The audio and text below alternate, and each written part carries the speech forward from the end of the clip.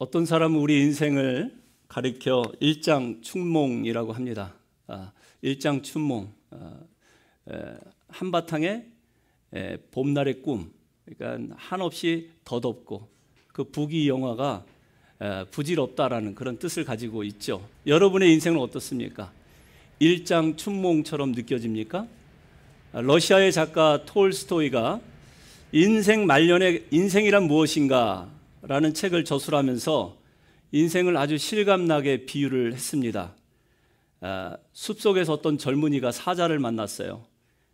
그 사자를 만나서 도망치다가 이제 우물에 걸려있는 칡줄을 잡고 우물로 피신을 합니다. 우물 안으로 피신을 했는데 사면초가인 거예요. 위에서는 사자가 으르렁거리고 있고 또 밑을 보니까 밑에는 물 없는 구덩이에 우물에 독뱀들이 또 혀를 낼름거리면서 떨어지기를 기다리고 있는 그런 상황입니다. 그런데 거기다가 또 생쥐들이 낮밤으로 그 잡은 칡줄을 또 갉아먹고 있는, 그래서 언제 떨어져 죽을지 모르는 그런 위기의 상황 가운데 이 젊은이가 우물 벽에 붙어있는 벌집의 꿀을 또 찍어 먹으면서 그 단맛을 보고 좋아하는, 그 절대절명의 위기 상황에 있는데 세상이 주는 달콤함의 맛을 맛보고 지금 자기의 위기 상황을 망각하는, 그게 인생이다 라고 톨스토이는 그렇게 묘사를 했어요. 그런 것 같습니다. 인생은 언제 끊어질지 모르는 생명줄을 붙잡고 있으면서도 세상이 주는 꿀맛 같은 이 단맛에 젖어서 자신에게 다가오는 처참한 죽음을 망각하고 사는 것, 이것이 인생인 것 같습니다. 여러분의 인생 드라마는 어떻습니까? 오늘부터 한 4주 동안 요셉의 인생 드라마를 우리가 살펴보려고 해요. 정말 파란만장하고 정말 드라마틱한 요셉의 그 인생 드라마. 저는 요셉의 이야기를 4계절로 나누어서 요셉의 봄, 여름, 가을, 겨울, 4번을 여러분과 함께 요셉 스토리를 함께 나누려고 하는데요. 이 요셉의 어린 시절을 4계절로 비유한다면은 봄이라고 할 수 있습니다. 요셉의 10대는 정말 봄 같았어요. 위로는 형 10명이 있었고 아래로는 동생 벤자민, 그러니까 형제가 11명이 있었고 그 12형제들 중에 요셉은 아버지에게 가장 사랑받는 자녀였습니다. 나이 들어서 낳은 아들이기도 하지만 특별히 야곱이 사랑하는 라헬, 부인 라헬에게서 얻은 장남이기 때문에 아주 특별히 요셉을 사랑했습니다. 그러나 편해, 건강하지 않는 사랑이죠. 요셉만 이뻐했습니다. 그래서 요셉에게 채색 옷, 이 멀티컬러로 만들어진 채색 옷을 입히고 요셉에게 온갖 페이버를 다 주었어요. 당시에 고대 근동의 유목민들이 입는 옷이라고 해봤자 흥부전에 나오는 이 흥부의 아들들처럼 통으로 된 그런 천에다가 왜 구멍만 이렇게 뚫어가지고 목 나오게 하고 팔 나오게 하고, 그래서 이제 밭에서 일을 하거나 또 더럽고 냄새나는 양을 돌보고 양치는 그런 일에 종사했는데, 특별히 요셉만은 야곱이 채색 옷, 이 채색 옷은 소매가 아주 긴 옷입니다. 그리고 이 기장이 거의 발목까지 올 정도로 이렇게 길게 늘어진, 그 일을 하기 위해서 입혀진 옷이 아니라 이것은 요셉에게 페이버를 줬던 아버지가 요셉을 특별히 사랑해서 베푼 그런 옷을 상징하고 있는 것입니다. 그러니 여러분, 이 요셉이 형들에게 얼마나 미움을 받았겠어요. 시기와 질투의 대상이 되었을 것입니다. 요셉은 아무 일도 하지 않았어요. 그 나불거리는 긴 드레스 같은 색동 저고리를 입고 이렇게 들판을 뛰어다니면서 그가 했던 일은 한 가지 있긴 했습니다. 형들의 잘못을 아버지께 고자질하는 일이었었어요. 그러니 이 요셉에게 있어서 그 형들에게 있어서 요셉은 미운 털이 박혀 있는 것이죠. 더군다나 요셉은 꿈을 꾸었는데 여러분들 잘 아시는 바와 같이 꿈을 두 가지를 꾸었습니다. 하나는 형들의 그 볕단이 자기 볕단 앞에 절을 하는 꿈이 하나고요. 또 하나는 하늘의 11별 그리고 해와 달이 자기를 향해서 또 절을 하는 아주 비슷한 누구나 삼척동자라도 해몽할 수 있는 그 꿈을 형들에게 꿈 이야기를 하고 다녀요. 그러니까 부모님이 어머니 아버지 그리고 자기들이 네 앞에 절을 하고 너를 경배한단 말이냐? 하고 이제 형들의 그 미움, 시기와 질투는 도를 지나치는 그런 상황까지 가게 된 것이죠. 그런데 오늘 본문에 보면은 이 아버지 야곱이 요셉에게 심부름을 시킵니다. 양떼들을 몰고 지금 양치기를 하고 있는 형들에게 가서 이게 아버지가 준비한 이 음식을 좀 전해주라고. 그래서 형들을 찾아 다녀요. 자기들에게 오는 요셉을 보고 형들이 뭐라고 말합니까? 19절에 보면 서로 이르되 꿈꾸는 자가 오는도다. 꿈꾸는 자가 오는도다. Here comes the dreamer. 저 꿈쟁이가 지금 오는구나. 이거는 빈정되는 말입니다. 자, 저의 꿈이 어떻게 되는지 한번 보자. 자, 우리가 그를 죽이자. 죽여서 구덩이에 던져놓고 아버지에게는 맹수들이 그를 잡아먹었다고 하자. 자, 그러면 그 꿈장의 꿈이 어떻게 되는지 우리가 한번 확인해 보자. 지금 빈정대고 하는 그런 살인을 공모하면서 하는 말이에요. 그런데 여러분 오늘 요셉이 꾼 이 두 가지의 꿈, 이 본문에 하나님께서 어떻게 요셉의 꿈을 다루시고 그리고 그 꿈을 어떻게 이루어 가시는지 그 출발을 보여주고 있습니다. 그 출발은 무엇입니까? 방황입니다. 그 출발은 절망이에요. 오늘 본문 15절에 보면 요셉이 방황합니다. 어떤 사람이 그를 만난즉 그가 들에서 방황하는지라. 헤브론 골짜기에서 아버지 야곱이 세겜으로 가서 형들에게 이것을 전해주라고 했어요. 그런데 세겜에 가니까 형들이 거기 없어요. 그래서 들에서 방황하고 있는데 어떤 사람이 요셉이 방황하는 모습을 보고 도단으로 가라. 내가 도단으로 양떼들을 몰고 가는 너 형들을 내가 보았다. 그래서 도단까지 가요. 그런데 아플싸 형들을 찾아서 도단에 갔는데 형들은 저 꿈장이가 오는구나. 우리가 그를 잡아 죽이자. 그래서 물 없는 구덩이에 던져지는 그 절망의 상황을 맞이하게 된 것이죠. 여러분, 지금 헤브론 골짜기에서 세겜까지 지도를 보시면 그 거리가 만만치 않은 거리입니다. 약 80km? 마일리지 한 50마일이 넘는 거리예요. 그 거리를 낙이 타고 다닌 것이 아니라 도보로 걸어서 갔어요. 뿐만 아니라 그 세겜에서 또 도단까지의 거리도 거의 한 25km 정도, 그러니까 한 16, 7마일 정도 되는 거리를 또 간 거예요. 자, 이러한 경로를 우리가 추적해 본다면은 형들에게 아버지의 심부름을 위해서 전달하는 이 도시락 하나 전달하기 위해서 지금 상당히 먼 거리를 방황하고 있는 그런 요셉의 모습을 우리가 보게 됩니다. 왜 하나님께서 이렇게 요셉을 방황하게 하실까요? 왜 진땀을 흘리면서 형들을 찾아다니게 하실까요? 요셉의 인생이 처음부터 지금 꿈 때문에 꼬일 대로 꼬여 있는 것입니다.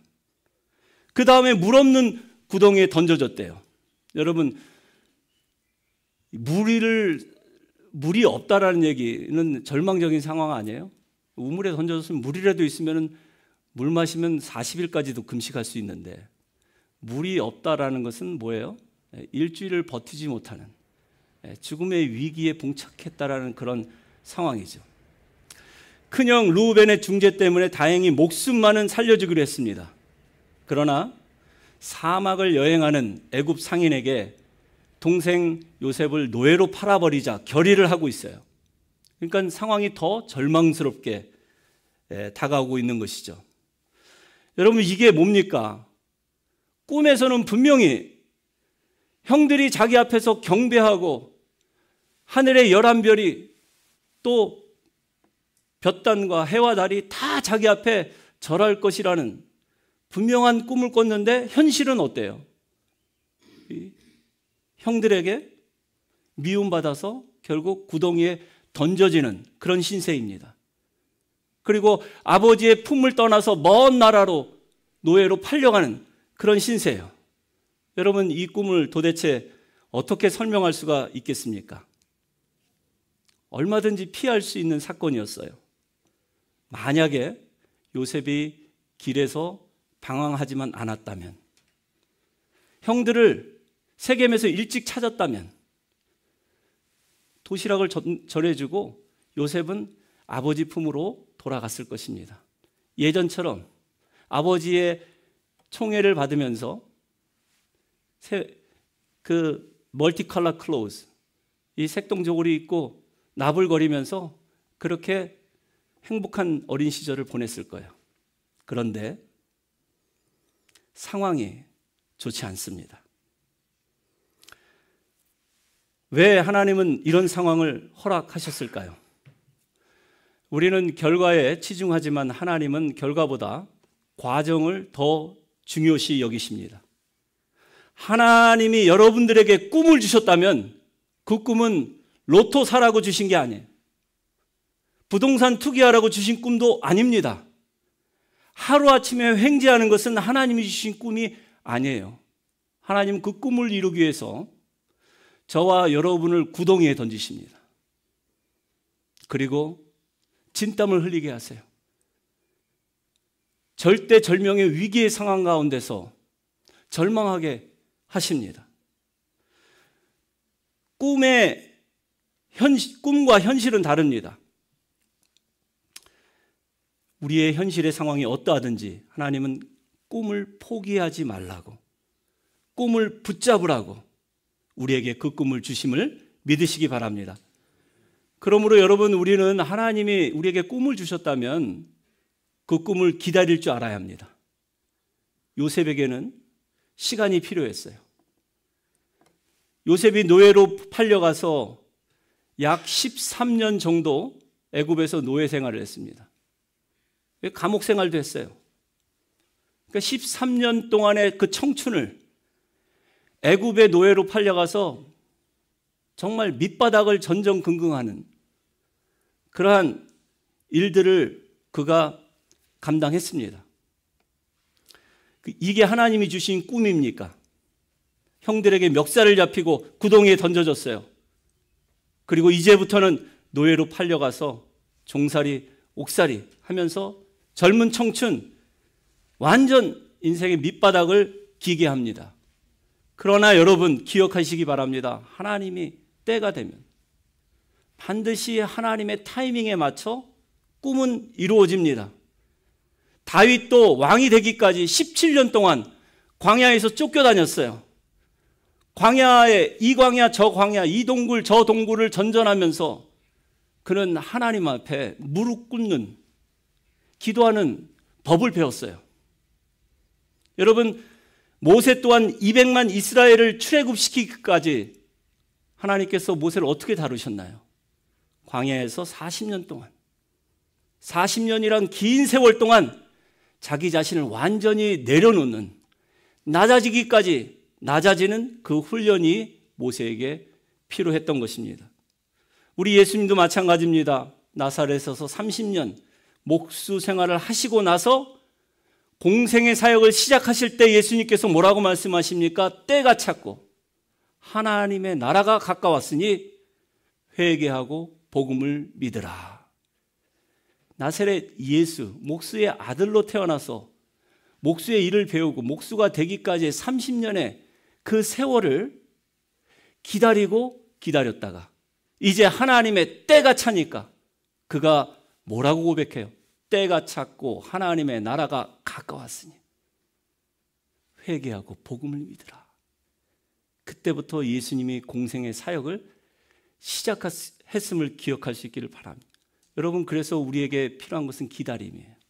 하나님의 때를 기다릴 수 있어야 합니다. 하나님도 우리를 기다리십니다. 우리가 힘 빠지고 기운이 다할 때까지, 그때까지 기다리세요. 여러분, 물에 빠진 사람을 구조할 때 어떻게 구조합니까? 그 물에 빠진 사람 구조하겠다고 그냥 즉시로 첨벙하고 들어가면 어떻게 돼요? 똑같이 물귀신 됩니다. 물에 빠진 사람, 익사 직전에 있는 사람 힘이 다 빠지고 죽기 일부 직전에 힘이 다 빠지고 기운이 다 쇠할 때 그때 이 목을 탁 걷어잡고 이렇게 끌고 나오면은 둘 다 살 수가 있어요. 우리 주님도 우리에게 그러한 상황까지 우리가 인생을 방황하고 방황할 때로, 그리고 우리가 정말 물 없는 구덩이에 빠진 것처럼 절망할 때까지 하나님은 기다리셨다가 비로소 하나님이 우리를 구하시고 우리를 통해서 하나님의 꿈을 이루어 가심을 기억할 수 있기를 바랍니다. 하나님의 때가 되면 하나님께서 꿈을 이루시는 거예요. 그 기간 동안 우리에게 필요한 것은 훈련입니다. 연단입니다. 하나님이 우리를 쓰시기에 합당할 때까지. 그래서 나중에 요셉이 13년의 종살이 옥살이를 마치고 감옥에서 나올 때 바로를 만나잖아요. 바로가 이 요셉이 자기의 꿈을 해몽하는 것을 보고 뭐라고 말합니까? 창세기 41장 38절 같이 한번 읽어볼까요? 바로가 그 신하들에게 이르되 이와 같이 하나님의 신에 감동된 사람을 우리가 어찌 얻을 수 있으리요. 애굽에 수많은 현자들이 있어요. 마술사들이 있어요. 미래를 예측하는 점성가들이 있습니다. 그럼에도 불구하고 이 죄수, 감옥에서 방금 풀려난 이 죄수에게 주목하는 이유가 뭐예요, 세상에? 하나님의 신에 감동된 사람을 우리가 어찌 찾을 수 있으리요? 바로 이 사람이 적임자라는 거예요. 여러분, 그러니 우리가 우리 인생 가운데 방황을 하고 또 절망하는 그 과정 속에서도요, 항상 하나님 주신 꿈을 붙잡아야 하는 이유가 뭐예요? 하나님이 때가 되면 저와 여러분을 그 감옥 속에서도 수직 상승해서 우리를 바로 앞에 세움을 기억할 수 있기를 바랍니다. 그래서 여러분, 우리에게 던져진 이 물구덩이, 또 억울하게 누명 쓰고 던져진 지하 감옥, 다 하나님께서 예비하신 훈련 장소입니다. 하나님을 바라보는 훈련. 세상을 향한 시선을 이제 멈추고 하나님과 시선을 마주 대하기 위해서 하나님은 오늘도 저와 여러분을 까닭 없이 이유 없이 물 없는 구덩이에 밀어놓으세요. 상황은 절망스러운 상황이지만 여러분, 요셉이 이 물 없는 구덩이에서 뭘 했겠어요? 뭘 했겠습니까? 사람은 절망하면 그때서야 비로소 하나님을 찾게 됩니다. 그제서야 비로소 하나님 앞에 무릎을 꿇게 됩니다.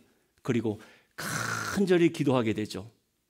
여러분, 예루살렘 심판이 코앞에 닥쳐왔을 때 하나님은 선지자 에레미야를 통해서 뭐라고 말씀하십니까? 너는 내게 부르짖으라. 내가 응답하겠고 내가 알지 못하는 크고 비밀한 일을 내게 보이리라. 바로 이제 심판이 임박해 있는 이 상황에 하나님께서 이스라엘에게 주신 말씀이에요. 절망 가운데 포기하지 말고 낙심하지 말고 그 가운데 부르짖어 기도하라는 거예요. 그러면 하나님께서 응답해 주시겠다라는 거예요. 응답해 주실 뿐만 아니라 네가 알지 못하는 크고 비밀한 일들을 이루시겠다 약속하십니다. 동시대에 바벨론 포로로 끌려갔던 에스겔 선지자, 그도 기도하던 중에 예루살렘이 회복되는 꿈을 꿉니다. 예루살렘을 향한 하나님의 비전을 보게 돼요. 그게 에스겔 47장에 기록이 되어 있죠. 먼저 제단에 물이 흐릅니다. 졸졸졸 이 흐르는 물이 측량을 해보니까 처음엔 발목에 찼다가 그 다음엔 무릎으로 올라오고 그 다음엔 허리까지 올라오고 나중에는 건널 수 없는 강이 되어서 온몸을 잠기는 이 비전을 보게 돼요. 그래서 이 생수의 강이 흐르는 곳곳마다 죽은 것들이 다 살아납니다. 그 이파리로 모든 상처와 아픔이 치유되는 놀라운 회복과 치유의 그 비전을 예레미야가 포로된 상황에서, 절망적인 그런 상황 가운데서 본 거예요. 저는 우리 평안교회 성도님들이 여러분 각자에게 주신 꿈과 비전을 오늘 다시 볼 수 있기를 바랍니다. 그 꿈을 다시 붙잡을 수 있기를 축원하여 드립니다. 저도 우리 교회를 향한 하나님의 비전, 여러분 각자를 향한 하나님의 꿈이 무엇인지 놓고 기도하고 있어요. 그래서 이렇게 기도합니다. 하나님, 우리 교회에 은혜로 충만한 다윗의 30용사를 보내주세요. 다윗의 왕국을 세우는데 필요한 딱 30몇 명이 있으면 됩니다. 30명의 기도의 용사 하나님 붙여주세요 라고 기도하고 있고요. 또 이 은혜의 강가에 300명의 기도원의 용사들을 보내주십시오. 그렇게 기도합니다. 교회가 클 필요 없어요. 하나님 말씀에 전적으로 순종하는 300명만 있으면 세상을 업사이드 다운, 이 타락한 세상을 하나님의 나라로 바꾸는 위대한 하나님의 역사가 시작됨을 기억할 수 있기를 바랍니다.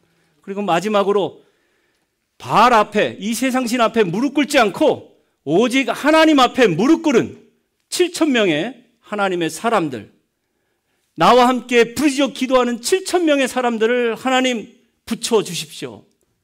그들과 함께 기도하기 원합니다. 여러분, 이 꿈을 하나님께서 들어주실까요? 저는 들어주실 거라고 확신합니다. 이것은 내 야망이 아니라 하나님께서 제게 주신 꿈, 거부할 수 없는 하나님의 비전이기 때문에 그렇습니다. 요셉은 꿈 때문에 방황했고 또 꿈 때문에 절망했습니다. 꿈 때문에 형들에게 미움받았고 꿈 때문에 배신당했습니다. 꿈 때문에 종살이 옥살이를 했습니다. 인생의 최고 밑바닥, 바닥을 쳤던 사람이 요셉이에요. 그러나 하나님의 꿈, 하나님의 비전이 요셉의 삶을 이끌어갔어요. 다시 말씀드립니다. 그가 꿈을 이룬 것이 아니라 하나님의 꿈이 그를 이루어 갔습니다. 그를 요셉 되게 만들었어요. 자기가 이를 악물고 노력해서 꿈을 이루거나 쟁취한 것이 아니라는 거예요. 오직 하나님의 은혜 가운데 하나님이 함께 하심으로 말미암아 하나님께서 요셉의 꿈을 이루심을 다시 한번 기억할 수 있기를 바랍니다. 그러므로 여러분, 하나님께서 저와 여러분에게 꿈을 주셨다. 그것은 정말 거부할 수 없는 하나님의 꿈이에요. 하나님의 비전입니다. 중요한 것은 내가 지금 그 꿈을 붙잡고 있느냐, 놓고 있느냐가 중요해요. 여러분, 아무리 사는 게 힘들고 어려워도요, 아무리 고통스럽다 할지라도 끝까지 꿈을 포기하지 마시기 바랍니다. 왜냐하면 하나님이 때가 되면 하나님이 이루실 꿈이기 때문에 그렇습니다. 그러므로 여러분, 더욱 기도에 집중하시기를 축원하여 드립니다. 지금 요셉에게 기도하라고 환경을 바꾸시잖아요. 왜 물 없는 구덩이에 던져졌겠어요? 여러분, 그 구덩이에는 채색 옷이 다 벗겨졌어요.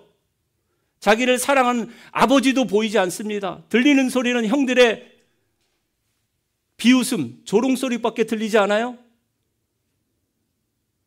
이러한 상황 가운데 지금 사방이 꽉 막혀 있습니다. 마실 물도 없어요.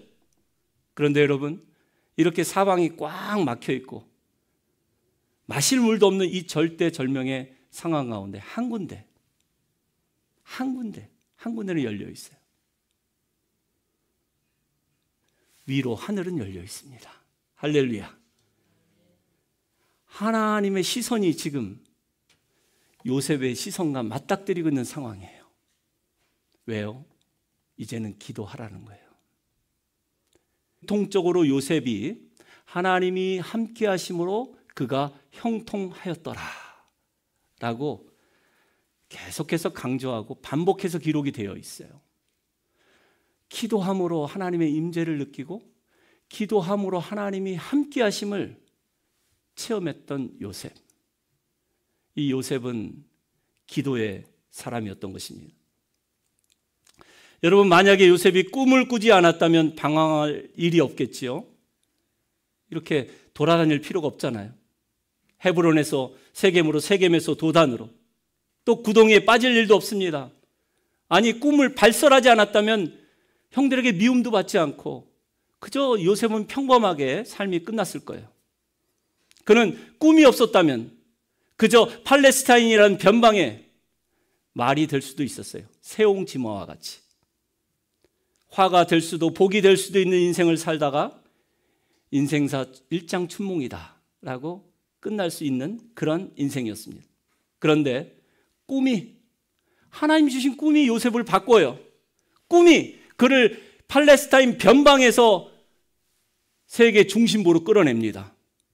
꿈이 세계에서 가장 크고 강한 나라 애굽으로 그의 삶의 자리를 이동시켜요. 꿈이 그를 애굽뿐만 아니라 전 세계 기근으로 굶어 죽어가는 당시 근동지방에 있는 수많은 사람들을 구원케 합니다. 그리고 그 꿈이 결국 그 상처 많고 시기와 질투로 얼룩진 브로큰 패밀리, 이 야곱의 패밀리를 회복시켜요. 꿈이 없었다면 그 가정은 결코 화목하지 못했을 것입니다. 여러분, 요셉에게 이 두 가지 꿈을 주신 목적이 무엇입니까? 결론적으로 말씀드리자면 자기 가족을 구원하는 거예요. 자기 가족을 구원하기 위해서 이 꿈을 주신 거예요. 뿐만 아니라 자기 민족, 더 나아가서 열방의 이방인들까지 다 기근으로부터, 이 죄된 세상으로부터 구원하기 위해서 하나님께서 요셉에게 꿈을 주신 거예요. 그런데 어떤 분은 요셉에게 하나님이 꿈을 주신 이유는 애굽의 국무총리가 되게 하기 위해서 꿈을 주셨대요. 여러분, 맞습니까? 그렇게 배웠어요, 우리는.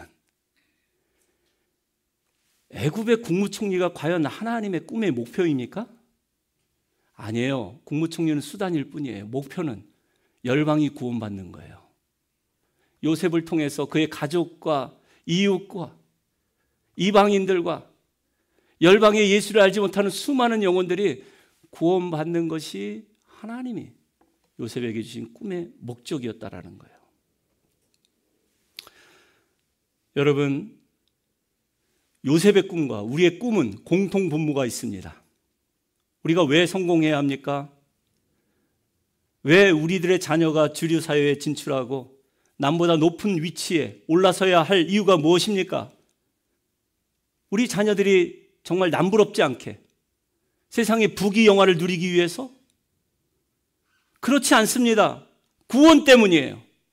죽어가는 영혼 살리라고, 상처 있고 아파하는 영혼들 치유하고 회복시키라고 하나님께서 그와 같이 저와 여러분, 우리 자녀들을 사용하시기를 원하신다라는 거예요. 잠언 29장 18절에 보면 계시가 없으면 백성이 방자히 행하거니와, 요즘 개역 성경에는 묵시가 없으면 똑같은 얘기입니다. 계시, 묵시, 비전, 꿈. 그러니까 하나님이 주신 꿈이 없는 사람은 어떻게 행한대요? 방자히 행하거니와. 그러나 율법을 지키는 자는 복을 받느니라 그렇게 기록이 되어 있어요.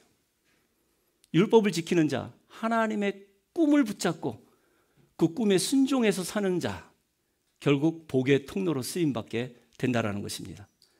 여러분, 우리가 성경에서는 꿈 이야기를 하면 요셉을 떠올리지만 미국 역사에서 꿈 이야기를 하면은 생각나는 사람이 누구예요? 마르틴 루터 킹 주니어. 마르틴 루터 킹 주니어 목사님. 그분이 1963년 8월 23일 워싱턴 DC에 이 링컨 동상 앞에서 한 편의 연설을 했는데 지금도 자유와 평등을 갈망하는 수많은 사람들의 마음을 뜨겁게 하고 큰 울림으로 다가옵니다.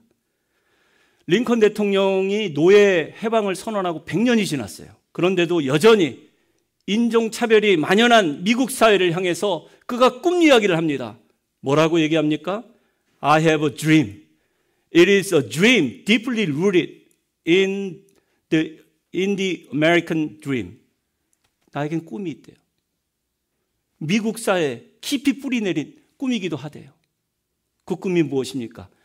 I have a dream that my 4 little children will one day live in a nation where they will not be judged by the color of their skin, but by the content of their character. 나의 네 자녀들이, 이 흑인 자녀들이 피부 색깔이 아니라 자신들의 캐릭터, 인격으로 존중받고 대우받는 그런 날이 올 것이라는 꿈. 그 꿈을 얘기해요. 그런데 어떻게 됐습니까? 그가 정말 피를 토하는 마음으로 열변을 토하면서 연설했던 그 꿈 이야기, 그 꿈 이야기가 없었다면 그는 암살당할 위험도 없었을 거예요. 그저 평범하게 알라바마주의 흑인 목사님으로 목회하면서 한 시대를 끝낼 그런 위인이었었어요. 그러나 그는 비참하게 암살당했지만 하나님이 그에게 주신 꿈은 이루어졌습니다. 그 꿈 때문에 흑인들뿐만 아니라 이 땅에 살고 있는 수많은 유색인종들, 우리와 우리 자녀들까지 이제 피부색으로 판단받지 않고 우리의 실력으로, 인격으로 판단받는 그런 세상이 도래된 것입니다. 그러므로 여러분 기억하세요. 하나님이 주신 꿈은 언젠가 반드시 하나님께서 이루십니다. 우리에게 필요한 것은 믿음이에요. 하나님의 꿈대로 되기를 원합니다. 어떠한 상황 가운데서도 그 꿈을 놓지 않고 포기하지 않고 꿈대로 살아가는 그런 순종입니다. 저는 우리 평안교회 성도님들이 꿈대로 매일매일 순종의 삶을 살기를 축원하여 드립니다. 하나님이 주시는 꿈은 내가 그 꿈을 이룬다고 열심히 산다고 해서 이루어지는 것은 절대 아니라고 했어요. 하나님의 때가 참에 하나님께서 그 타이밍에 맞춰서 우리의 꿈을 이룬다고 했어요. 요즘 우리 성도님들 중에 참 많이 아프셨는데 지금은 건강을 많이 회복하셔서 교회 일에 충성을 다하는 모습을 보면서 정말 보기가 좋습니다. 경제적으로 여전히 어려우실 텐데도 여전히 교회 일 열심히 하시고 충성되이 맡겨주신 직분, 사역 감당하는 분들 보면 한편으로는 안타까우면서도 또 한편으로는 참 흐뭇해요. 하나님께서 이제 그의 삶 가운데 이루실 꿈을 기대하기 때문에 이제 그 꿈이 이루어질 때가 가까이 왔기 때문에 그렇습니다. 여러분을 통해서 하나님께서 영광 받으실 때가 올 것입니다. 바로왕의 고백처럼 이처럼 하나님의 신에 감동된 자를 우리가 어디서 찾으리요? 세상에 인정받고 칭찬받고 무엇보다도 하나님께 영광 돌리는 그런 날이 반드시 오게 될 줄로 믿습니다. 여러분 다시 말씀드립니다. 우리는 결과에 집착하지만 하나님은 과정을 중요시합니다. 항상 고난과 시련이란 과정을 예비하시고 그 과정 속에서 저와 여러분을 훈련하시고 단련하세요. 그리고 그 과정을 통해서 저와 여러분을 정금같이 나오게 하십니다. 사랑하는 여러분, 꿈꾸는 자가 되시기를 바랍니다. 예수님을 믿고 하나님을 아버지라 부르면서도 정말 꿈이 없는 사람은 이 세상에서 제일 불쌍한 사람이에요. 우리가 기도하면 꿈을 보여주십니다. 그 비전을 활짝 열어주십니다. 우리가 하나님의 말씀을 읽고 깊이 묵상하다면 그 꿈이 현실화되는 과정을 또한 보여주십니다. 요셉을 보면서 또 마르틴 루터 킹 목사님을 보면서 또 예수님을 보면서 저와 여러분의 꿈을 다시 한번 점검해 볼 수 있기를 바랍니다. 우리에게는 거부할 수 없는 꿈을 하나님께서 주셨어요. 포기할 수 없는 꿈입니다. 이제 그 꿈을 이루기 위해서 우리 예수님은 비록 짧은 33살에 그 생을 사셨지만 세계 역사상 가장 큰 영향력을 행사하시고 모든 죄인들을 의인되게 하시고 또 지옥문으로 치닫는 그 영혼들을 천국문으로 들이신 그 꿈을 기억할 수 있기를 바랍니다. 이제 기도의 구덩이로 하나님께서 여러분을 던져주셨다면 거기서 시선을 주님께 마주 대하시기를 바랍니다. 그리고 기도하면서 위로부터 하나님께서 주시는 위로, 평강을 누리실 수 있기를 바랍니다. 위로부터 부어주시는 능력을 힘입고 이제 다시 일어날 수 있는 저와 여러분 되시기를 바랍니다. 그렇게 하나님의 꿈을 이루어가는 저와 여러분, 우리 평안교회 성도님들 다 되시기를 주님의 이름으로 축원하여 드립니다.